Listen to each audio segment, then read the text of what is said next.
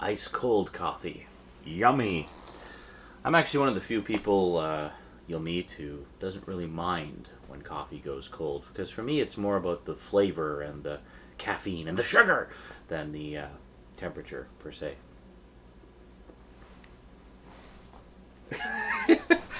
And I just had a shower, and it appears that one of my ears is plocked. I was going to say plugged, and then I was going to say blocked, and it came out plocked. Anyway, you're not here to hear about my ear problems. Well, in the previous package opening video, the two-parter with the massive, really massive package from Skinslip and Patea 3, which I'm sure I'm pronouncing that wrong, Mrs. Skinslip. This is why I call her Mrs. Skinslip, because it's easier to pronounce than her regular username.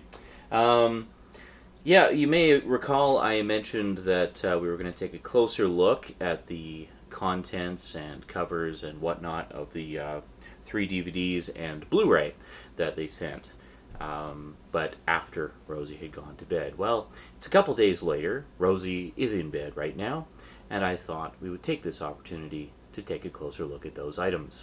I am, of course, talking about The Serpent and the Rainbow on DVD, The Last Starfighter 25th Anniversary Edition on Blu-ray, the Criterion Collection edition of RoboCop, the original classic from 1987, and, yeah, it just barely fits on there, the Criterion edition of Breathless as well. So today, we're going to take a look at all 4 of these. Today. I hate it when I say today twice. On the Multimedia Chronicles.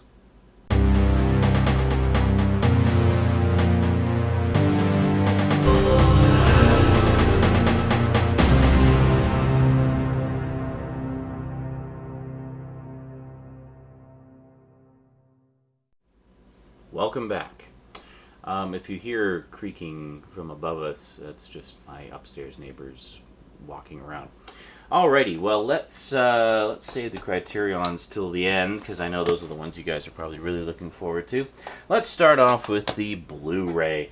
Now, I kind of gave Skinslip a bit of a hard time, and he knew I would, too.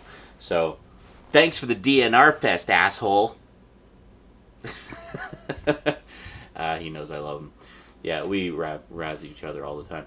Anyway, this is The Last Starfighter, 25th Anniversary Edition, which, as I mentioned in the package opening, honestly, as you know, the problems with this aren't severe. There are some DNR issues. It's not the worst case of DNR that I've seen by a long stretch. Predator, the Ultimate Hunter Edition, or Patton, this ain't.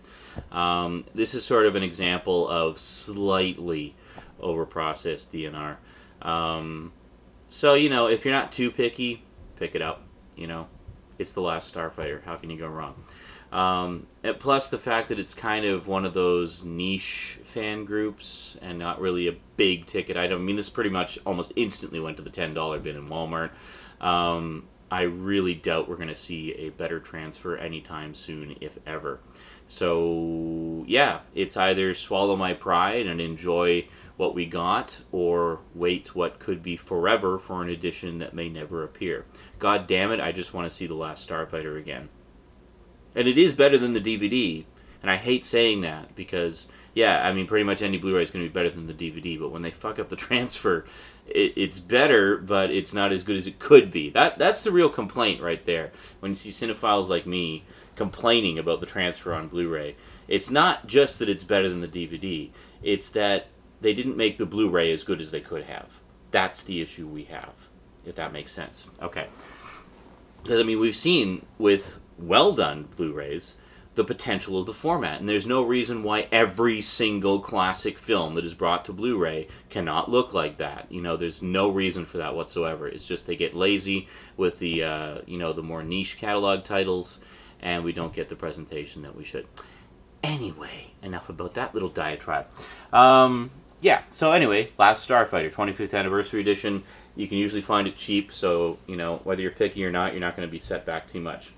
So here, in terms of bonus features, we have Heroes of the Screen, an all-new retrospective documentary with the cast and crew as they revisit the scripting, casting, and groundbreaking computer effects. I should mention, basically, The Last Starfighter has never had any kind of special edition, at least not on this side of the pond. Maybe elsewhere in the world it has, but as far as I'm aware, this 25th Anniversary Edition is the first time Last Starfighter has ever been given the deluxe treatment. And I always really liked this one. You know, it was a favorite of mine. I mean, it was one of the first uses of CG extensively in film, post-Tron.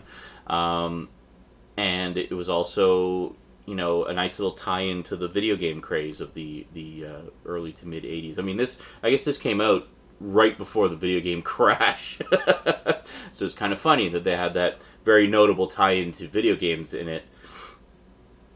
And then just, you know, the market crash. But anyway, what else have we got? Crossing the Frontier, Making of the Last Starfighter, an image gallery, and a feature commentary with director Nick Castle and production designer Ron Cobb. So that's pretty cool. So, you know, in terms of features, this is definitely worth checking out, especially if you're a fan of the film.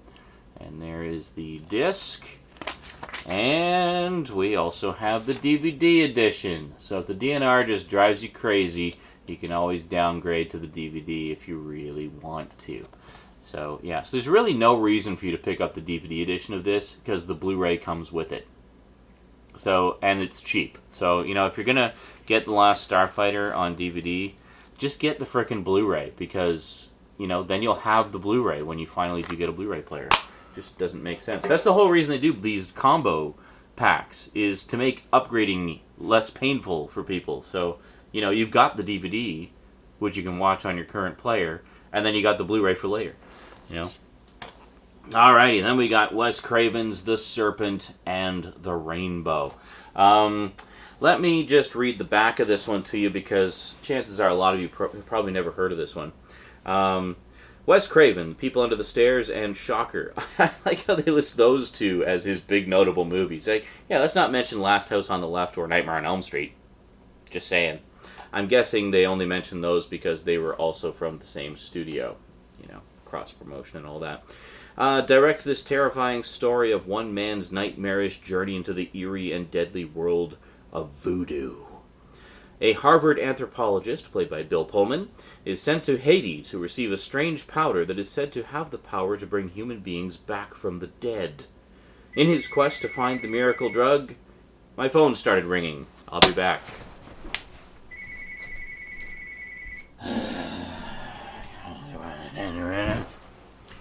I'm back. Alright, where were we? Voodoo, back from the dead. In his quest to find the miracle drug, the cynical scientist enters the rarely seen netherworld. You see my gnarly feet? Yeah, let's just move those. Of walking zombies, blood rites, and ancient curses. Okay, so this is basically Wes Craven's foray into the zombie genre. And like true proper zombies with voodoo and everything, too. Based on the true life experiences of Wade Davis and filmed on location in Haiti, it's a frightening excursion into black magic and the supernatural. Awesome. Oh, it has Paul Winfield in it, too. I like Paul Winfield. Yeah, so, well, it's innards. It's one of these clip cases. I hate these things. Anyway, nothing too spectacular to look at. We got the disc. Yeah. Amazing.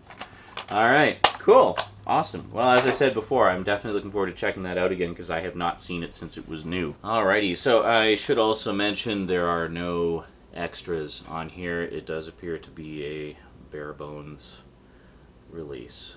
Yeah, 1.85 to 1 anamorphic widescreen, English, French, and Spanish, with subtitles in all three. And it's actually a single layer disc, so yeah, there you go. Alrighty, well, this video has already gone on pretty long, and the next two, namely RoboCop and Breathless, Criterion editions, I have quite a lot to say about. So let's call this the end of this one, and we'll talk about these two next time. Alrighty, that is it from me to you for now. So until next time, thanks for watching, and sayonara.